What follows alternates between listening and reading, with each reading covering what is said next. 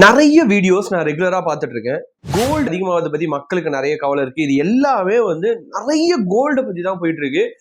ஃபியூச்சர்ல கோல்டு ஒரு பயங்கரமான இன்வெஸ்ட்மெண்டா, இல்ல இப்ப கோல்டு ஒரு பெரிய ரேட் ஏறிட்டே இருக்கே, கல்யாணம் பண்ண முடியுமா அப்படின்ற மாதிரிலாம் நிறைய கொஸ்டின்ஸ் வந்துட்டு இருக்கு. ஒரே ஒரு ஆன்சர் தான் இந்த பர்டிகுலர் கோல்டை பொறுத்த வரைக்கும். ஒரு ஃபேக்டர் அஃபெக்ட் ஆகுதுன்னா அது ஒரே ஒரு ஃபேக்டர் தான், ஜியோ பொலிட்டிக்கல் டென்ஷன். சமநிலை இல்லாம இருக்கிற ஒரு விஷயம் தான் அரசியல் சூழலும் சரி. அதே சமயம் நிறைய நாட்டோட வங்கி கணக்குகள், வங்கியோட சேமிப்பு விகிதம் எல்லாமே ஒரு ஒரு ஸ்டெபிளைஸ்டா இல்லைன்னு சொல்லுவாங்களா, அதுதான் நடக்குது, ஜியோ பொலிட்டிக்கல் டென்ஷன் அப்படின்னு சொல்லிட்டு.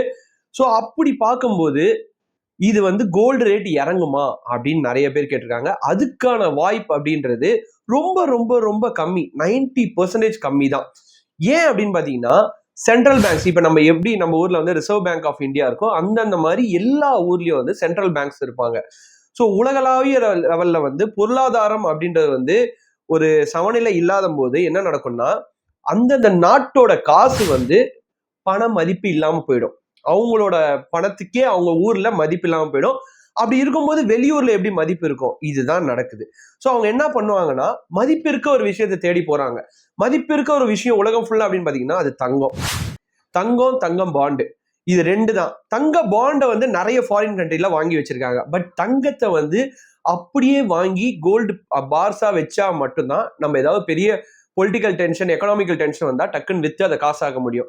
ஸோ அந்த மாதிரி தான் சென்ட்ரல் பேங்க் எல்லா கண்ட்ரில இருக்கவங்களும் டன்ஸ் அண்ட் டன்ஸ் ஆஃப் கோல்டை வாங்கி வைக்கிறாங்க.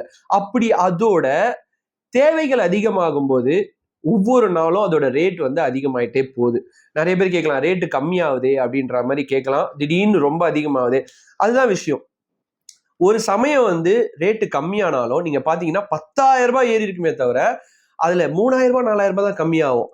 ஸோ தங்கத்தோட ரேட்டு நீங்க கடைசி ஜனவரி மாசத்துல இருந்து பாத்தீங்கன்னா 17,000 ரூபாய் கிட்ட ஏறி இருக்கு. ஸோ இது கம்மியாகுமா அப்படின்னு பாத்தீங்கன்னா, கம்மியாகணும்னா ரெண்டு ரீசன் தான் இருக்கு. உலகம் ஃபுல்லா அரசியல் சூழலும் எக்கனாமிக் சூழலும் ரொம்ப நார்மல் ஆகணும். ரெண்டாவது, கோல்டை லேப்ல ப்ரொடியூஸ் பண்ணணும். அதாவது இப்பெல்லாம் பெரிய பெரிய மைனிங் ஓஸ் அந்த லேப்லயும் கோல்டை ப்ரொடியூஸ் கூடிய அளவுக்கு ஏதாவது ஒரு வாய்ப்புகள் கிடைச்சா அப்பதான் கோல்டோட டிமாண்ட் மீட் ஆகும். ப்ரொடக்ஷன் வெர்சஸ் டிமாண்ட்னு சொல்லிட்டு இது ரெண்டு விஷயம் நடந்தா கோல்டு கம்மியாகிறதுக்கான சான்சஸ் இருக்கு.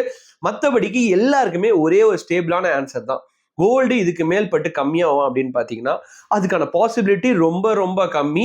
கண்டிப்பா கோல்டு அப்படின்றது ஏறிட்டே தான் இருக்கும் இதுக்கு மேல்பட்டு பாத்தீங்கன்னா. ஏன்னா இந்தியா பாகிஸ்தானுக்குள்ள கூட நிறைய ப்ராப்ளம்ஸ் இப்ப போயிட்டு இருக்கு. ஸோ இதுதாங்க தெளிவான ஆன்சர். மறக்காம இந்த மாதிரி ரெகுலர் அப்டேட்ஸ் தெரிஞ்சுக்கணும்னா நம்மள கார்த்திக்ஸ் கண்டதை பேச சேனலை சப்ஸ்கிரைப் பண்ணி வச்சுக்கோங்க.